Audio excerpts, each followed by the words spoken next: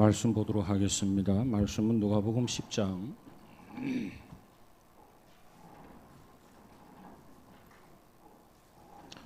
누가복음 10장 17절에서 20절까지 보도록 하겠습니다.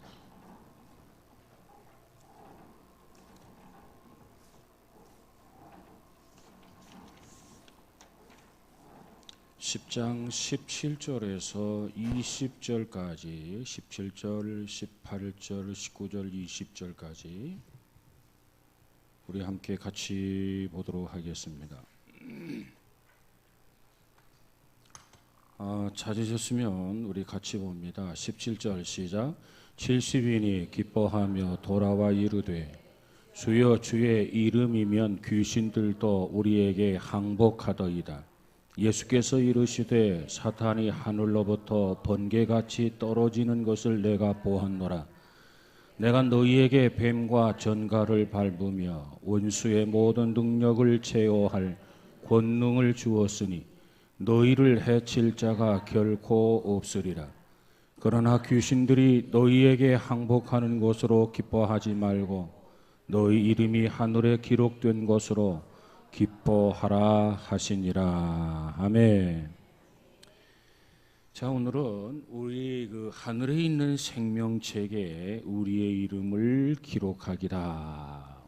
오늘 본문 20절에 보니까 너희 이름이 하늘에 기록된 것으로 기뻐하라 그랬어요. 혹시 우리의 이름이 하늘에 기록되지 않았다면 이 밤의 말씀을 듣는 중에 우리의 이름이 하늘에 기록되어지는 그런 기적과 역사를 맛보는 귀한 밤 되어지기를 주의 이름으로 축복합니다. 일본을 대표하는 기독교 사상가 우찌무라 간주라고 하는 사람이 있어요. 참 훌륭한 사람이죠. 그 영향이 대단한 사람인데 그 우찌무라 간주가 이런 질문을 받았다고 합니다. 선생님, 성경에서 믿기 어려운 기적을 다 빼고 예수를 믿으면 안 됩니까? 성경에 믿기 어려운 그 기적들을 다 빼버리고 그리고 나서 그 나머지로 예수를 믿으면 안 됩니까? 그러면서 말하기를 성경의 그 기적을 다 빼고 나서 예수를 믿으라고 한다면 정말 쉽게 우리가 예수를 믿을 터인데 이렇게 이야기를 합니다. 예를 들면 예수님께서 물 위를 걸어가셨다든가 오병이어로 5,000명을 먹이시고 12광주리가 남았다든가 이와 같은 기적을 다 황당한 일들을 다 빼버리고 제거해버리고 나머지 가지고 이거 믿어라 그러면 우리가 쉽게 예수를 믿을 터인데 그렇게 믿으면 안 됩니까?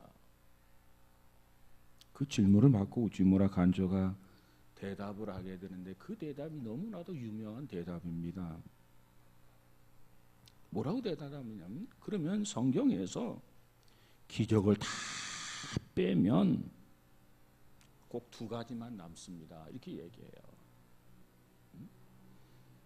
신구약 성경 66권에서 기적이라고 하는 것을 다 빼고 나면 남는 것은 두 가지입니다.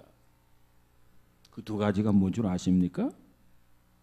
성경의 앞표지와 성경의 뒷표지입니다. 표지만 남는다는 거예요. 그러면서 말하기를 왜냐하면 성경의 첫 페이지는 태초에 하나님이 무에서 유를 창조하시니라. 이것이 창세기 1장 1절 아닙니까? 하나님을 세상을 창조했다고 하나님의 창조를 선언하는 것이 창세기 1장 1절이란 말이에요. 그리고 마지막 계시록 22장 마지막 내용이 뭡니까? 예수님께서는 역사 속에 시간 속에 다시 오시리라 그렇게 약속을 하시고 떠나가셨단 말이에요. 그러니까 다시 말하면 성경에서 기적을 빼고 나면 앞장과 뒷장 두 가지만 남는다. 이 이야기는 무슨 얘기냐면 성경에서 기적을 빼고 나면 남는 게 있어야 되지 않겠어요? 남는 게 하나도 없다는 거예요. 그래서 성경을 뭐라고 말하느냐? 성경은 기적의 책이고 하나님은 누구냐? 하나님은 기적의 하나님이시다. 우리에게 이와 같은 믿음이 필요해요.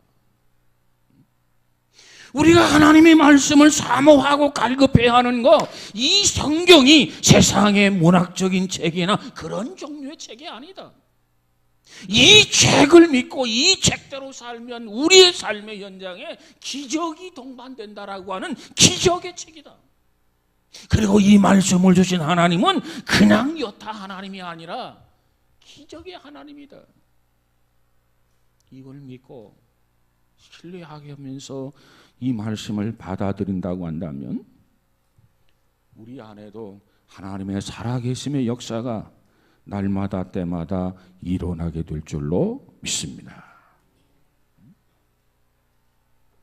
성경은 우리에게 약속을 하고 있어요. 뭘 약속하고 있느냐? 성경대로 예수님을 믿으면 그 옛날 신앙인이나 2000년 전의 신앙인이나 오늘 우리들의 신앙인이나 동일하게 기적을 체험할 수 있다는 약속이에요. 그러니까 우리가 성경을 믿는 거예요. 그러니까 우리가 예수를 믿는 거예요. 2000년, 3000년, 4000년 전에는 하나님을 믿으면서 홍해가 갈라지고 요단강이 갈라지고 여리송이 무너졌는데 그 하나님이 죽은 하나님이다. 우리가 믿을 이유가 없는 거죠. 그때만 하나님이 살아서 역사하셨다. 지금은 역사하지 않는다. 그럼 믿을 필요가 없는 거죠. 기적은 그때만 해당되는 것이다. 그렇다면 오늘 우리가 예수를 믿을 이유가 없단 말이에요. 그래서 성경은 약속하는 거예요. 성경 66권을 우리에게 주면서 얘들아, 이 성경대로 믿어라. 그러면 성경대로 내가 역사하마. 성경대로 믿어라. 거기에는 기적이 있는데 그 기적은 과거의 역사의 기적으로 제한된 것이 아니라 오늘의 역사에도 현대적인 삶 속에도 내가 너희들과 함께 기적을 경험하게 해주마. 이 성경이 바로 이 약속입니다. 그러니까 우리가 성경을 소중하게 여기는 거예요. 그래서 성경을 우리가 읽는 거예요. 그래서 성경을 우리가 묵상하는 거예요. 그래서 성경대로 우리가 살아가는 거예요. 근데 오늘 어떤 사람은요, 안 믿는 사람에게는 다른 기대할 만한 것이 없죠. 그런데 문제는 신앙생활 하는 신앙인들 가운데 어떤 사람은 생각하기를 이런 일들은 초대교회에서나 가능한 일이지요. 어떻게 보면 참 그럴듯해요. 굉장히 설득력 있는 것 같아요. 정확한 표현인 것 같아요.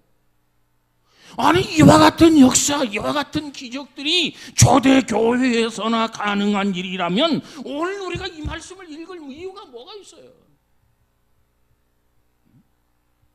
이 말씀이 하나님의 말씀이라고 이 말씀을 내가 생명 양식으로 취할 이유가 뭐냐 말이에요. 성경 불질러 버려야 되죠. 여러분, 우리 21세기에 들어오면서 기독교에 불어온 가장 큰 변화는 성서학자들이 말하기를 기적의 수용이다 이렇게 이야기합니다. 기적을 수용한다는 것. 하나님의 역사를 부인하지 아니하고 하나님의 역사를 인정하고 수용하는 것이 20세기에 있어서 기독교의 위대한 변화다 이렇게 이야기해요. 그게 무슨 소리냐?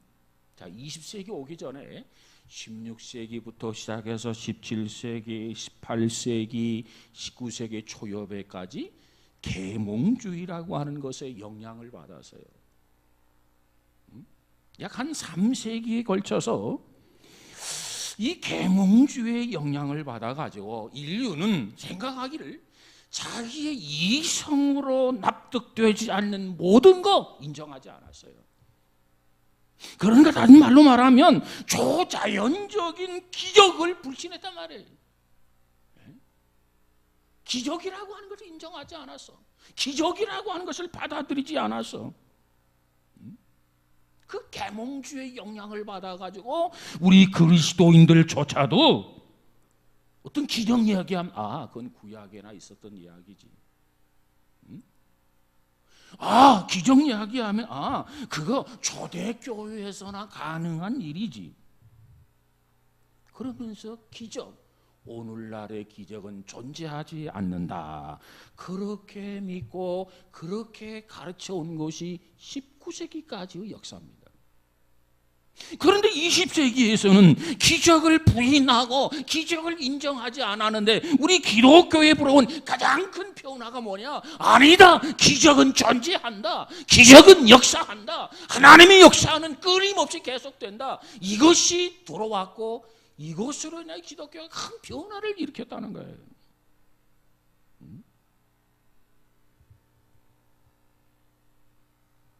그래서 기독교 안에도 기적은 존재하지 않는다.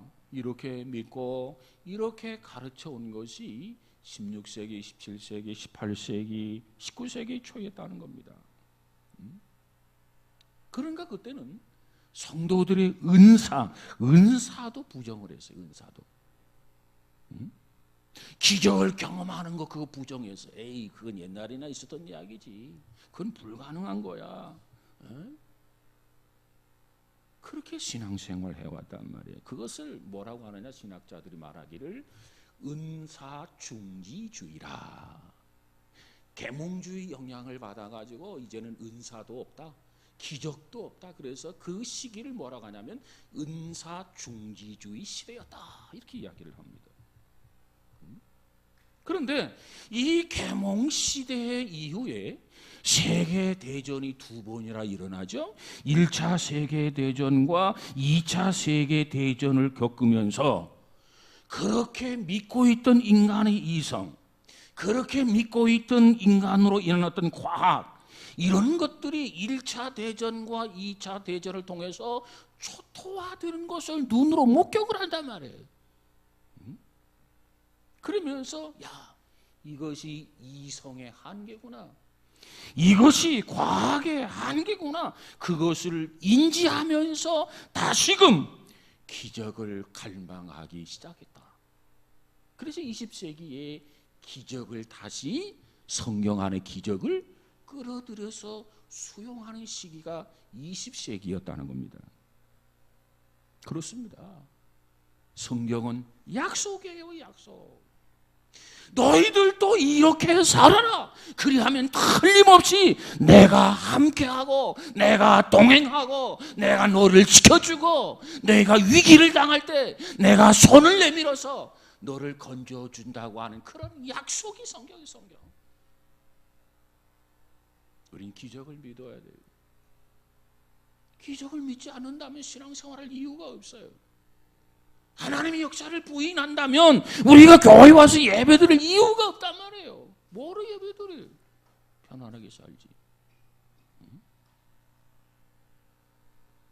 여러분, 예수님께서 제자들을 이제 훈련을 시키셔서요, 그리고 그들을 훈련시킨 다음에 세상에 보내죠.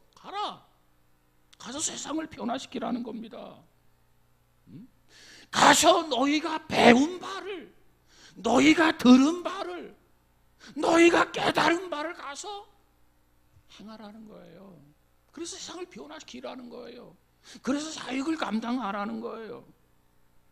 그런데 그때 예수님께서 제자를 보낼 때 그냥 보낸 게 아니라는 거죠.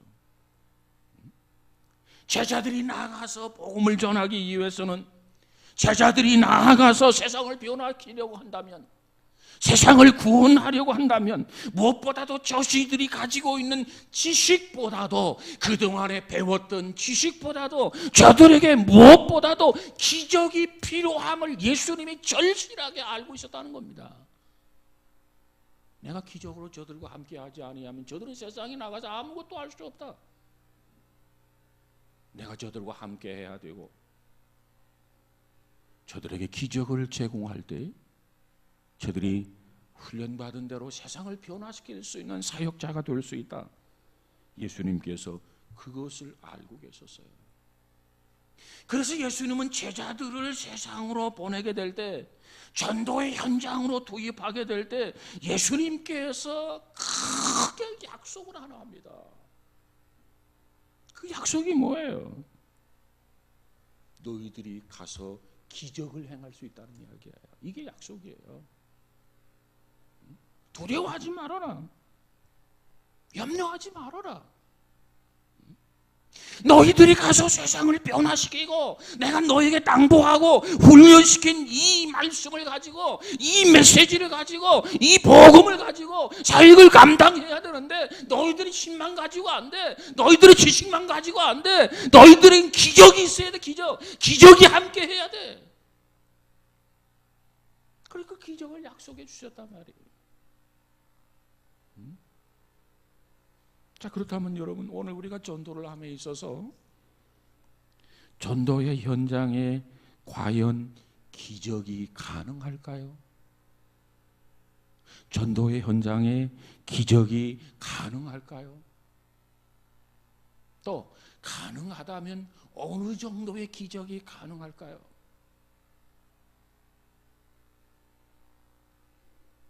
여러분, 우리가 전도를 하는데 전도가 굉장히 어렵게 느껴지죠?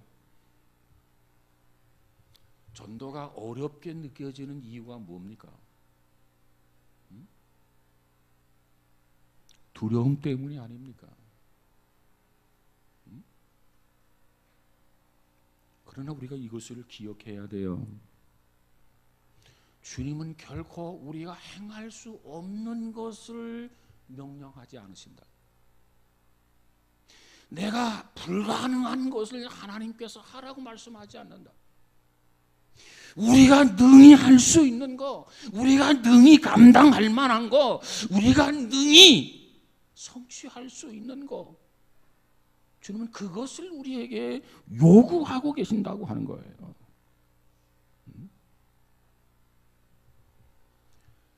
우리가 주님의 그 당부의 말씀을 듣고 가서 이 복음을 전하라. 우리가 이 복음을 전하게 될 때, 그 명령에 순종하게 될 때, 이웃을, 가족을, 친척을, 형제를 주님 앞으로 인도하고자 할 때, 그 일을 제일 기뻐하는 대상이 누구고 그 일을 제일 싫어하는 대상이 누구인가를 알아야 돼요. 그 일을 제일 기뻐하는 대상이 누구예요? 하나님. 그 일을 제일 싫어하는 대상이 누구예요? 사탄, 원수 마귀란 말이에요. 원수 마귀. 그래서 예수님께서 우리에게 분명히 말씀을 해요. 뭐라고 말씀합니까?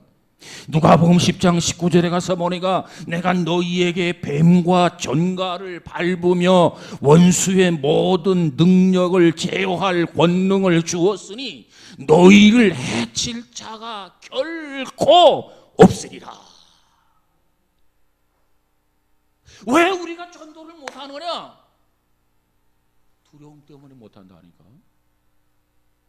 뭘 두려워하느냐? 하나님을 두려워하는 거 아니야. 마귀가 두려워서 못하는 거야. 이 사탄이 두려워서 못하는 거야. 그러나 예수님이 뭐라고 말씀합니까? 내가 너희에게 뱀과 전갈을 밟으며 원수의 모든 능력을 제어할 권능을 주었으니 너희를 해칠 자가 결코 없으리라.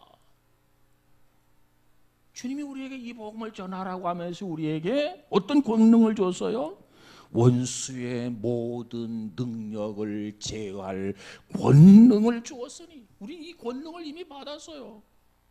원수를 제어할 권능이 우리 안에 있단 말이에요. 내가 인정하든 인정하지 아니하든 이 원수를 제어할 권능이 나에게 이미 주어졌고 덧입혀졌단 말이에요. 근데 그걸 몰라. 그래서 마귀를 두려워하는 거야. 그래서 사탄을 두려워하는 거야. 그래서 전도를 못해. 여러분, 우리 누가복음 10장 19절 이 말씀을 믿어야 돼요. 다시 한번 누가 한번 읽어보세요. 10장 19절 시작.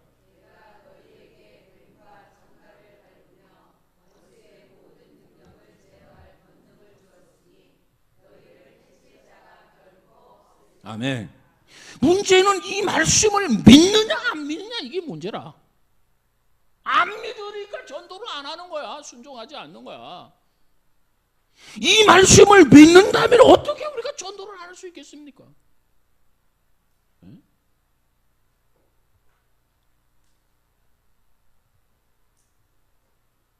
안 믿으면 그 능력이 나에게 없어요. 믿으면 주께서 그 능력이 우리에게 있는 것 체험하게 될 줄로 믿습니다. 여기 보니까 원수 마귀를 두려워할 필요가 없다는 얘기예요. 왜 두려워하느냐? 왜 겁을 내느냐 그 말이에요. 18절에 가서 보니까 예수께서 이르시되 사탄이 하늘로부터 번개같이 떨어지는 것을 내가 보았노라 그랬어요. 그 사탄이 하늘에서 떨어져서 이제는 하나님의 자녀들 성도들의 사역을 끝없이 회방하고 방해하고 두려움을 제공하고 아주 못된 짓을 하리라고 주님께서 이미 아셨습니다.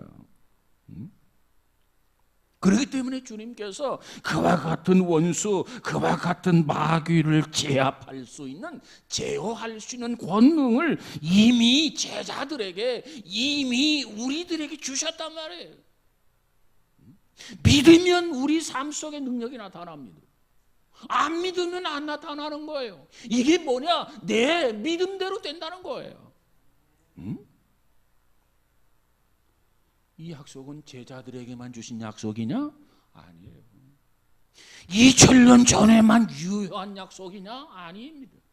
하나님의 말씀은 어제나 오늘이나 영원토록 변함이 없단 말이에요.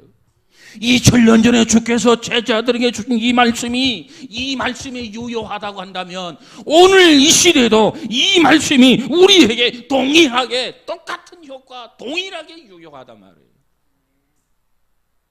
이 말씀 우리가 믿어야 돼요. 이 말씀 우리가 확신해야 돼요.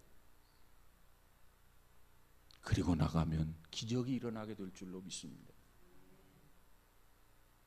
기적이 일어나면 그 기적 가지고 간증할 수도 있잖아요.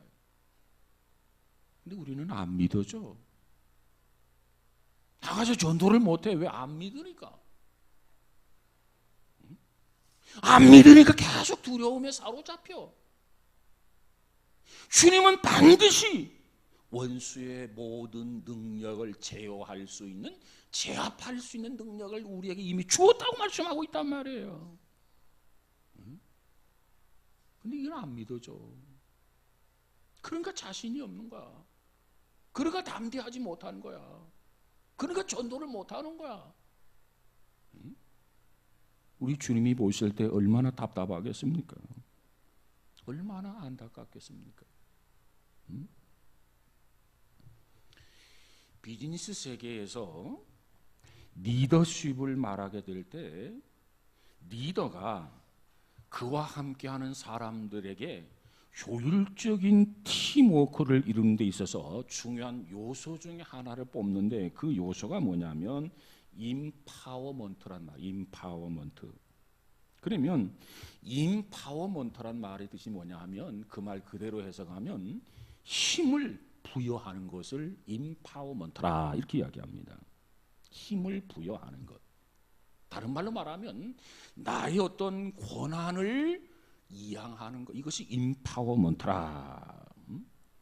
그러니까 어떤 리더가 가지고 있는 실질적인 권한을 실무자에게 떼어주는 거예요.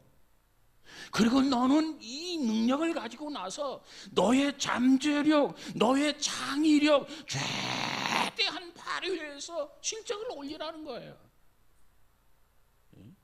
이걸 임파워먼트라. 그래서 각자 책임 있는 업무 수행을 하라. 그런 차원에서 바로 이와 같은 권한, 힘, 이와 같은 것들을 이양하고 부여하는 것을 임파워먼트라. 근데 예수님께서 바로 2000년 전에 이 리더십의 기술, 임파워먼트를 이미 실시했다는 겁니다. 예수님이 가지고 있는 권한을 주님을 믿는 자녀에게, 제자들에게 이미 떼어서 부여한 거예요. 권한을 임해 준 거예요. 너는 이 권한을 가지고 와서 세상을 변화시켜라.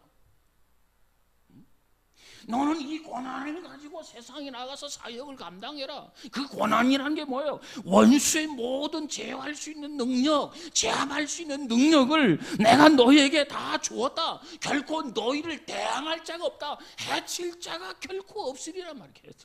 해칠 자가 없다는 말은 너희들을 대항할 자가 없다는 얘기, 대항할 자가 없다는 거예요. 왜? 너희는 그와 같은 힘, 그와 같은 능력, 그와 같은 권능이 너희에게 이미 주어졌다는 거예요.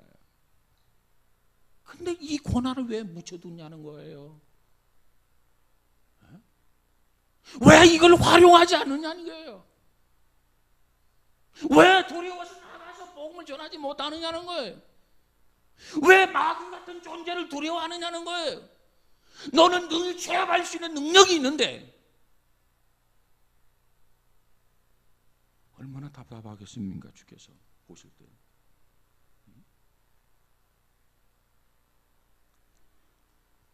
예수님은 제자들을 훈련시키고 가라! 세상을 향해서 보내는데 그들이 나가서 세상에서 어떠한 어려움을 당할는지, 어떠한 역경을 당할는지, 어떠한 환난을 당할는지 예수님은 다 알고 계셨어요.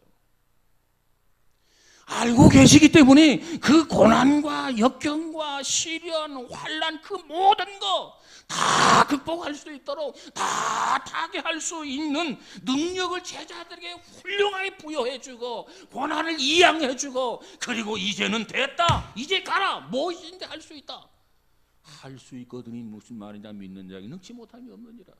이렇게 고난을 충분히 이양하고 고난을 부여하고 제자들에게 나가서 세상을 변화시키라고 당부하신 것이 주님이 아니십니까?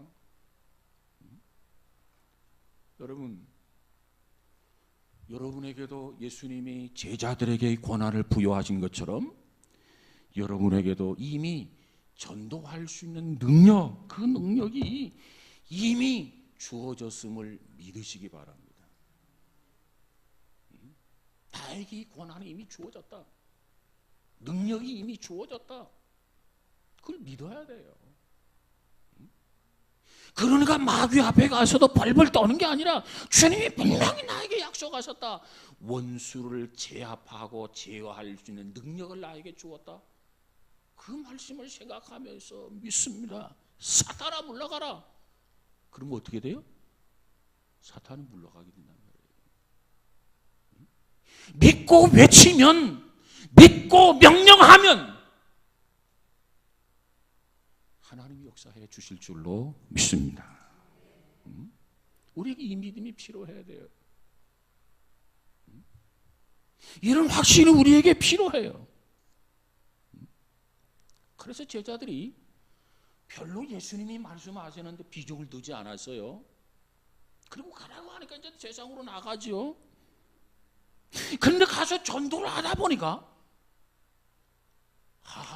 주님께서 우리에게 말씀하신 그 의도가 무엇이 있는지를 전도하는 과정 속에서 예수님의 제자들이 그걸 경험을 하고 깜짝 놀라요. 예수님께서 이 말씀만 하셨을 때 그 말씀이 의미하는 바가 무엇인가를 알았다고 한다면 예수님의 제자들이 나가서 전도하면서 하나님의 기적이 나타나고 역사가 나타날 때 제자들이 그처럼 깜짝 놀랄 이유가 없어. 그런데 말씀하실 때 별로 비중을 두지 않게 받아들였단 말이에요. 그런데 나가서 전도하다 보니까, 순종하다 보니까 놀라운 역사가 나타나는 거예요. 야, 정말 원수를 제압할 수 있는, 제어할 수 있는 능력을 나에게 주셨다고 했는데 정말 그것이 사실이구나. 그래서 전도를 하면서 이런 기적을 경험하고 기적을 체험하면서 이 제자들이 얼마나 감사하고 얼마나 기뻐하고 얼마나 감격해 하십니까? 이게 제자들의 모습이에요. 오늘 본문 17절을 한번 가서 볼까요? 17절 시작.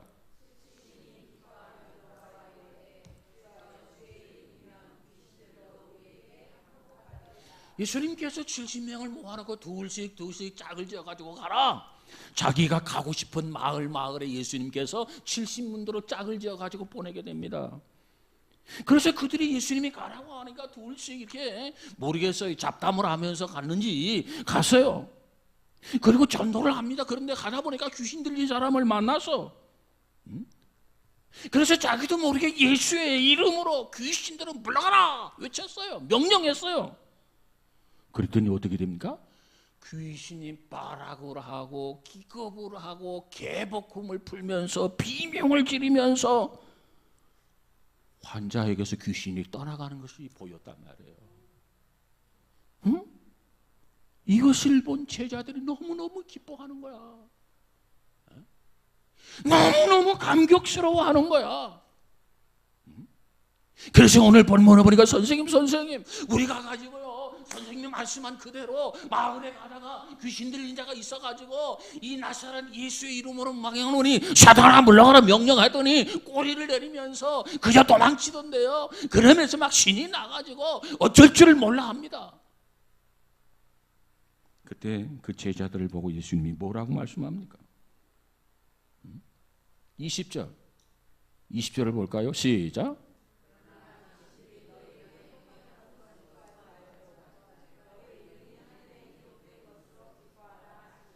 지금 제자들의 최고의 기쁨이 뭐냐면 귀신들을 자기가 내쫓았다는 거예요. 명령 안에가 귀신들이 개복음을 품고 나갔다는 거예요.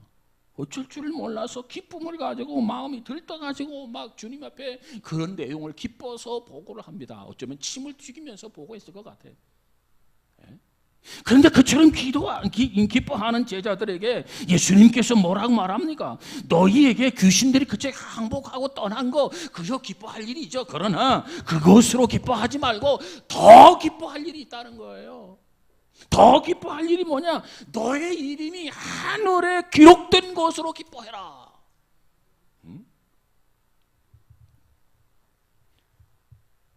기적 중에 기적이 뭡니까? 기적 중에 가장 큰 기적이 뭡니까? 이때만 해도 제자들이 생각하기를 귀신이 항복하는 거였어요. 근데 그것이 최고의 기쁨인 줄 알았는데 예수님께서 제자들의 그 최고의 기쁨을 수정해줘. 야, 그게 최고로 너희들이 기뻐할 일이 아니고 정말 너희들이 최고로 기뻐할 일은 이 일로 인해서 너의 이름이 하늘의 생명책에 기록된 것 그것이야말로 최고 기뻐할 일이다. 최고 기뻐할 일에 대한 것을 수정시켜 주었어요. 그렇습니다. 우리가 예수 그리스도를 믿음으로써 귀신이 항복하고 우리의 이름이 하늘나라 생명책에 기록되는 것 그것을 믿으시기 바랍니다. 그것이 기적 중의 기적이고 그것을 뭐라고 하느냐? 그것을 구원의 기적이다 이렇게 표현합니다. 구원의 기적. 이 구원의 기적이 기적 중에 기적이라는 거예요. 자, 병이 들었어요. 병 고침을 받았어요. 그것도 기적이죠? 대답이 없어. 병 고침을 받은 사람, 불치의 병을 들었다가 신유의 역사로 고침을 받았어요. 기적이죠? 귀신이 들었어요. 귀신에게 지배를 당하고 살다가 귀신이 나갔어요. 그것도 기적이죠? 그런데 한 사람이 예수 그리스도를 믿고 구주로 고백하고 그의 이름이 하늘나라에 기록된다고 한다면 그것은 더더욱 기적이라는 거죠. 왜? 보세요. 병 들었다가 병 고침을 받았는데 다시 병들 수가 있어요. 귀신이 들어있다가 귀신이 나갔는데 다시 귀신이 들어올 수도 있어요. 그런데 한 번 구원받으면 영원한 구원인 것을 믿으시기 바랍니다. 그런가 이 구원의 기적은 그 어느 것과도 비교할 수 없는 큰 기쁨의 요인이라는 거예요. 우리가 성경에 보면 두 가지 족보가 등장을 하게 돼요. 첫 번째 족보는 뭐냐면 창세기 5장에 가서 보니까 아담의 족보가 있어요. 아담의 족보. 그리고 또 하나의 족보가 나오는데 그 족보는 마태복음 1장에서의 예수님의 족보가 나옵니다. 그러면 아담의 족보와 예수님의 족보와 차이점이 뭐냐? 예수님의 족보와 아담의 족보가 차이점이 있는데, 자, 먼저 아담의 족보를 한번 생각해 보십시다. 아담의 족보를 보면 창세기 5장에 누가 몇 살을 살다가 죽었더라. 죽었더라가 핵심이에요. 죽었더라. 로마 제국의 모든 길이 로마로 통했던 것처럼 마치 인생의 모든 길이 죽음으로 연결되어져 있음을 보이는 것이 창세기 5장입니다. 자, 그런데 그래서 죽었더라 이렇게 마침표를 찍게 되죠. 그런데 예수님의 족보는 뭐냐? 예수님의 족보는 완전히 대조를 이룬다는 겁니다. 어떻게 대조를 이루느냐? 죽었더라가 아니라 예수님의 족보는 태어남을 기준으로 삼고 있어요. 태어나는 거. 그래서 아담의 족보를 뭐라고 하느냐? 사망의 족보라고 말한다면 예수님의 족보는 생명의 족보다. 우리가 이렇게 비교해서 설명하게 됩니다. 생명의 족보. 그러면 예수님의 족보에 나오는 사람들은 죽지 않는다는 말이냐? 그 말이 아닙니다. 예수님의 족보에 나오는 사람들도 다 죽었어요. 근데 문제는 구원자이신 예수님을 통해서 강 저편까지 가서 영생 복락을 누리는 영생의 복을 얻은 자라는 겁니다. 이게 다른 점이에요. 아담의 족보는 죽었더라. 예수님의 족보는 태어남을 기준으로 한 생명의 족보인데, 안 죽었다는 말이 아니라 예수 그리스도를 믿음으로 말미암아 구세주로 고백함으로 말미암아 강 저편까지 가서 그곳에 가서 영생 복락을 누리는 영생의 축복을 얻게 되었다라고 하는 거예요. 이것이 아담의 족보와 예수님의 족보가 함축하고 있는 메시지라는 얘기입니다. 예수님이 뭐라고 선언합니까? 나는 부활이요, 나는 생명이니 나를 믿는 자는 죽어도 살겠고 살아서 믿는 자는 어떻게? 영원히 죽지 아니하리라. 이렇게 말씀을 하셨어요. 이때 가장 위대한 기적이 뭡니까? 요한복음 5장 24절에 진실로 너희에게 이르노니 내 말을 듣고 또 어떻게? 나 보내신 이를 믿는 자마다 영생을 얻었고 심판에 이르지 아니하나니 어디에서? 사망에서 어디로? 생명으로 어떻게 옮겼느니라. 기적 중에 기적이 뭐냐? 사망에 있던 사람이 생명으로 옮기는 거, 이것이 기적 중에 기적입니다. 여러분, 예수 그리스도를 믿음으로 여러분이 사망에서 생명으로 옮겼다면 여러분은 기적 중에 기적을 경험한, 체험한, 역사를 경험한 장본인이 되었음을 깨닫고 하나님 앞에 늘 감사하시기를 주의 이름으로 축복합니다. 자, 여러분이 나가서 전도를 해요. 한 사람이 예수를 믿고 영접 기도를 했어요. 그러면 그 사람이 그 순간부터 아담의 족보에서 그 사람의 이름이 이렇게 지워지는 거예요. 그리고 하늘 생명책에 그의 이름이 다시 등재되는 거예요. 사망에서 생명으로 옮겨놓느냐. 이것이 뭐라고요? 이것이 기적 중에 기적이라는 거예요. 여러분, 기도해서 병 하나 낫는 것보다도 왜? 그건 다시 병들 수 있단 말이야. 귀신 들린 사람은 인도해서 내쫓을 수도 있어. 다시 귀신이 들어갈 수도 있어.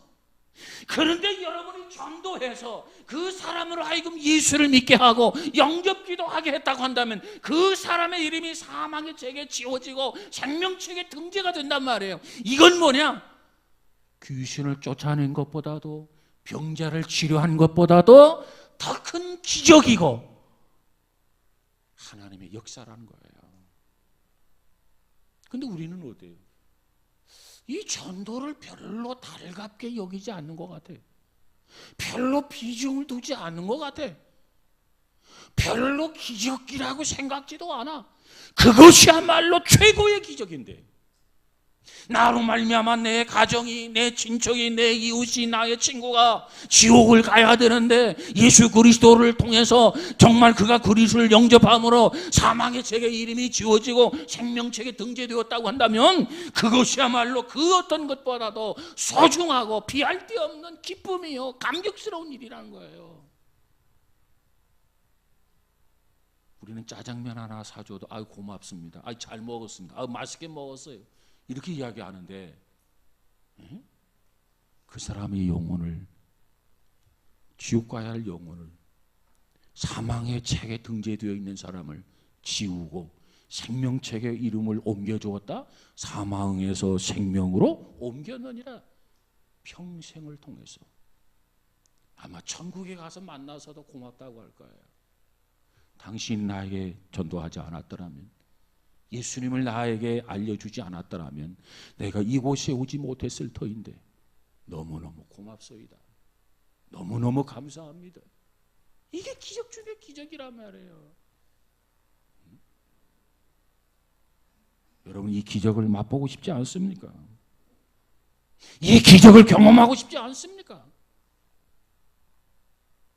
그렇다면 주님 말씀한 대로 순종해야 돼요. 어떤 사람에게 이런 기적이 동반되느냐? 주님이 가라고 말씀하면 가는 거예요, 가는 거예요. 주님이 다 책임진다니까. 주님 말씀하신 그대로 나아가면 되는 거예요, 나아가면. 자, 예수님이 12제자가 있어요, 12제자. 예수님께서 전도 경험을 쌓도록 12제자를 삼으셨고 그들을 훈련시키셔서 전도하게 하시고 또 그 더 많이 70명을 뽑아가지고 70명을 둘씩 짝을 지어서 다시 전도하게 만들고, 예수님께서 그렇게 말씀하지 않았습니까? 자, 오늘 1절을 한번 가져볼까요? 10장 1절 누가 한번 읽어보세요. 10장 1절 시작.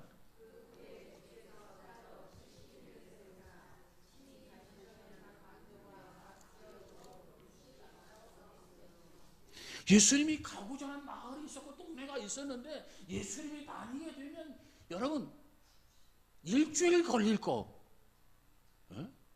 70문도라고 한다면 그들을 둘씩 줄씩 35조로 나누어서 보낸다고 한다면 몇 분이면 돼요? 몇 분이면.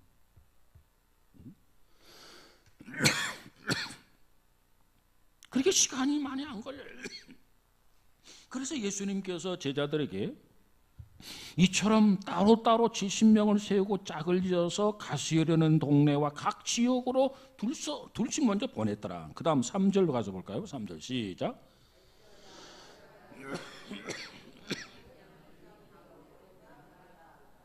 자, 3절에 가서 보니까 둘씩 짝을 지어서 보내면서 갈지어다 내가 너희를 보냄이 어린 양을 어디 가운데로? 이리 가운데로 보냄과 같도다. 예수님께서 전도하러 마을로 가요. 환영을 받겠다는 겁니까? 박해를 받겠다는 거예요? 예수님이 그거 다 알고 계세요. 예수님이 제자들이 나가서 전도할 때 저들이 어떤 박해에, 어떤 반대에, 어떠한 저항에 직면하게 될 것인가, 어떻게 비웃음을 당하고 어떻게 조롱을 당하고 어떻게 핍박을 당할 것인가 예수님께서 다 알고 계셨어요. 그러면서도 예수님께서는 뭐라고 말씀하지요? 3절에 가라.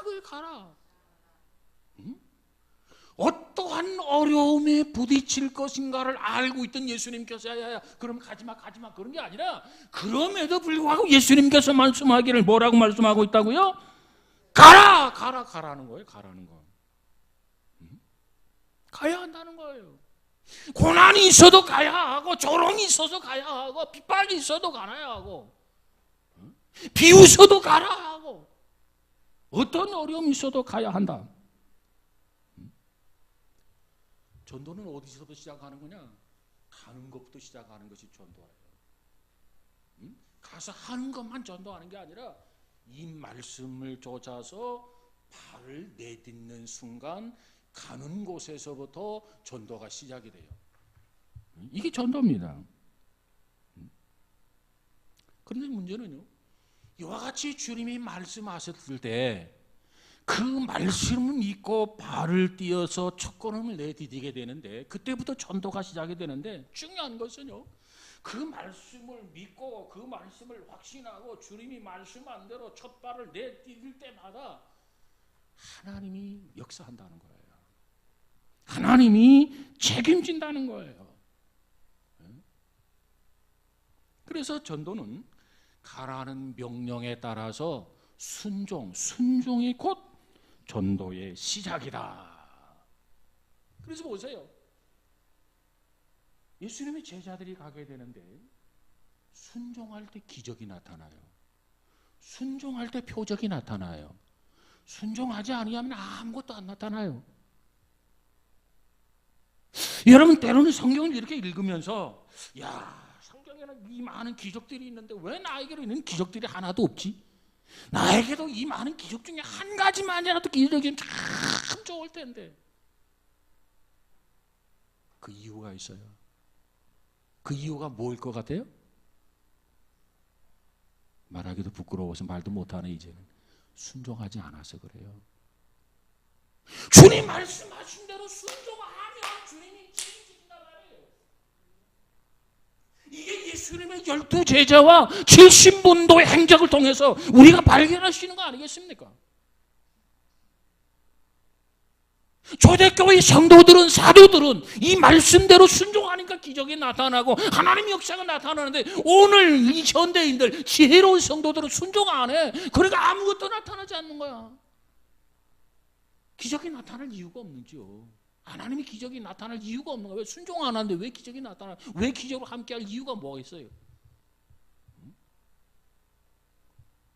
여러분, 우리는 종종 선교사들을 모셔다 놓고 선교사들의 간증을 들어요. 여러분, 선교사들이 간증을 들으면 선교사들의 대부분의 그 메시지 핵심이 뭡니까? 모두가 다 기적과 관련된 것들이에요. 모두가 다. 중국의 저 오지에 가서 선교한다든가, 저 필리핀 오지에 가서 선교한다든가, 저 라오스 오지에 가서 선교한다든가, 여러분 그런 사람들의 간증을 보면 저 아프리카 마사이족에 대해서 선교한다든가 이런 이야기를 들어보면 여러분 그들에게는 하나님의 기적이 엄청나게 있어요. 엄청나게 일어나요. 근데 왜 우리는 기적이 없느냐 말이에요. 답답하게. 그 요인이 뭐예요? 왜 우리엔 기적이 일어나지 않습니까? 순종하지 않아서 그래요. 땅끝까지 가라 하는데 가지 않아요.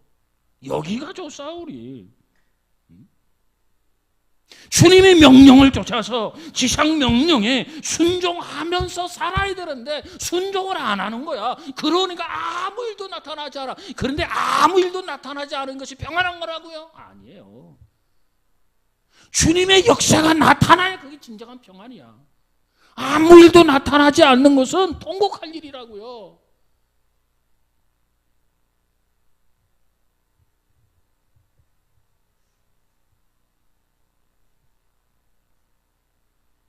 우리는 순종해야 돼요. 순종하면 하나님의 역사가 나타나요. 순종하면 기적이 나타나요. 여러분 두려워하지 말고 여러분의 VIP, 여러분의 가족, 여러분의 친척, 여러분의 이웃들을 꼭 찾아가서 이 복음을 전하시기를 주의 이름으로 축복합니다. 예수님께서 제자를 부르실 때 예수님께서 제자를 부를 때 이런 약속으로 초대를 했어요. 마태복음 4장 19절에 가서 보니까 나를 따라오너라. 내가 너희를 어떻게? 사람 낚는 어부가 되게 하리라 그랬어요. 나를 따라오너라, 이건 명령이에요. 너 나 따라와, 이 명령이에요. 그 다음 약속, 내가 너를 사람 낚는 어부가 되게 하리라, 이건 약속이에요.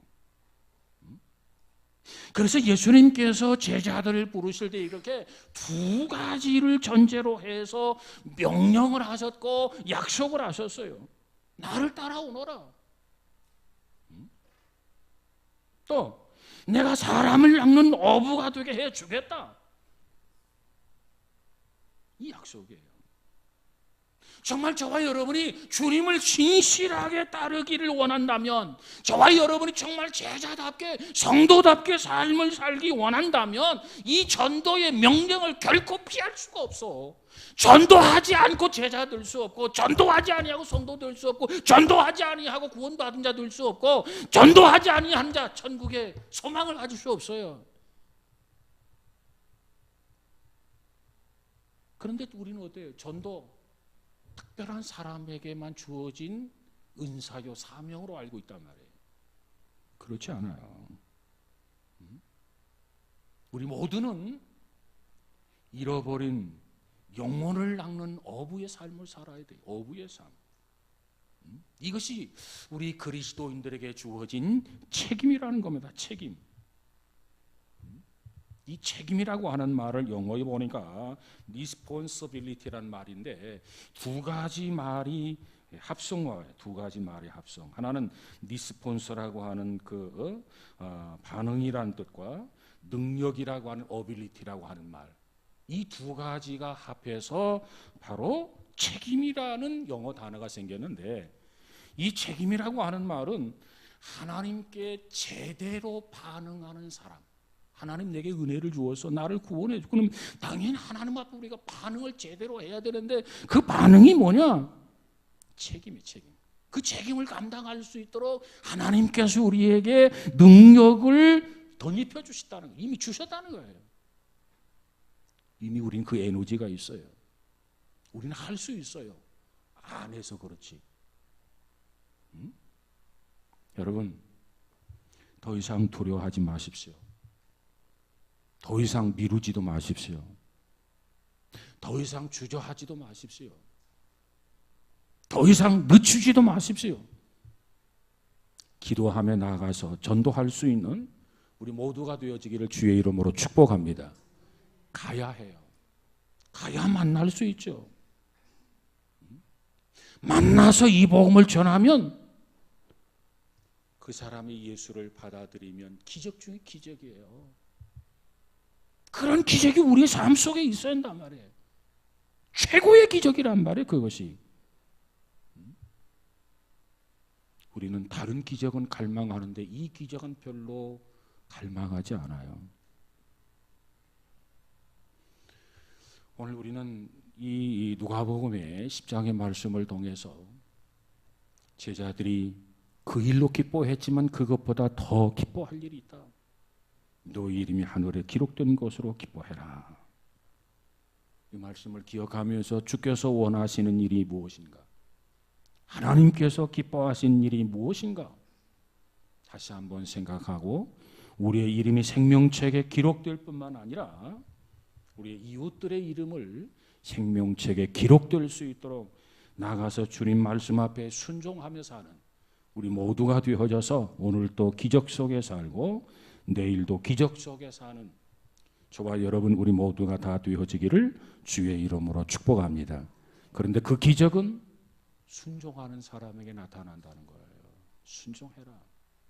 가라 하면 가는 거예요. 걱정하지 말고, 염려하지 말고, 두려워하지 말고, 믿음으로 첫 발을 내디디면 요단강이 갈라진 것처럼, 여리고성이 무너진 것처럼 믿지 않을 것 같은 사람도 놓아지는 역사가 나타나고 무너지는 역사가 나타나고 예수 그리스도를 믿게 될 줄로 믿습니다. 뇌성마비 장애를 앓으면서도 아름다운 시를 짓고 있는 송명희 시인이라는 분이 있어요. 그 송명희 시인의 주님을 아프시게 한 것들이라는 시가 있어요. 주님을 아프시게 한 것. 주님을 아프시게 한 것은 쓰라린 면류관이 아닙니다. 주님을 아프시게 한 것은 수치와 조롱의 침뱉음이 아닙니다. 주님을 아프시게 한 것은 괴로움의 못 박히심이 아닙니다. 주님을 아프시게 한 것은 날카로운 창 박히심이 아니라 주님이 십자가를 지셨죠. 가신 면류관을 지셨죠. 이런 것, 로마 군병들이 예수님의 얼굴에 침을 뱉고 조롱했죠. 이런 것이 주님의 마음을 아프게 한 게 아니라는 거예요. 그것이 주님을 아프게 한 것이 아니라 주님을 아프시게 한 것은 우리의 배반이요, 주님을 아프시게 한 것은 우리의 불순종이요, 주님의 마음을 아프시게 한 것은 주님의 마음을 헤아려 알지 못했던 우리의 무지라. 그래서 순종하지 않은 것, 주님 마음을 아프게 하는 거예요. 주님의 마음을 모른다면 그거 주님 마음을 아프게 하는 거예요. 주님의 뜻에 순종하지 않은 거, 그거 주님을 배신하는, 주님을 배반하는 그 주님을 아프게 하는 거예요. 여러분, 우리는 언제까지 주의 마음을 아프시게 하겠습니까? 이제부터라도 주님의 마음을 헤아려서 주님이 기뻐하는 일, 주님이 기대하는 일, 천하보다도 귀한 일, 영혼을 찾아서 구원하는 일에 힘쓰는 우리 모두가 되어지기를 주의 이름으로 축복합니다. 때가 늦기 전에 해야 돼요. 그 일도 때가 있어요. 열면 닫을 사람이 없고 닫으면 열 사람이 없다 그랬어요. 늦기 전에 여러분 주변의 VIP, 사랑하는 사람들을 꼭 주님 앞으로 인도하는 기적 중에 기적을 경험하는 우리 모두가 되어지기를 주의 이름으로 축복합니다. 기도합시다. 거룩하신 하나님 감사합니다. 오늘 누가복음 10장의 말씀을 통해서 제자들은 귀신이 한낱 나가는 것, 그것으로 인하여 기뻐하고 어쩔 줄을 몰라 했습니다. 그러나 주님께서는 너희들이 그것으로 기뻐할 것이 아니라 이 일로 인하여 너희의 이름이 하늘에 기록된 것, 그것으로 기뻐하라고 주께서 시정해 주셨습니다. 하나님, 우리는 세상적인 것으로 기뻐하기보다는 한 사람을 전도해서 주님 앞으로 인도할 수 있는, 그래서 그들의 이름이 사망의 책에서 지워지고 생명책에 등재되어져서 구원의 역사가 나타나는 이 기쁨과 이 감격을 경험할 수 있는 우리 모두가 되도록 축복해 주옵소서.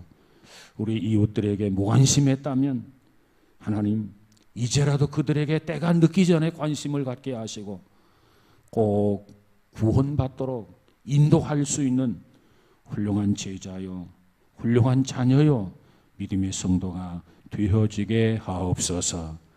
날마다 때마다 주 말씀하신 대로 순종할 수 있는 결심, 결단을 허락하여 주옵소서. 예수님 이름으로 기도하옵나이다. 아멘.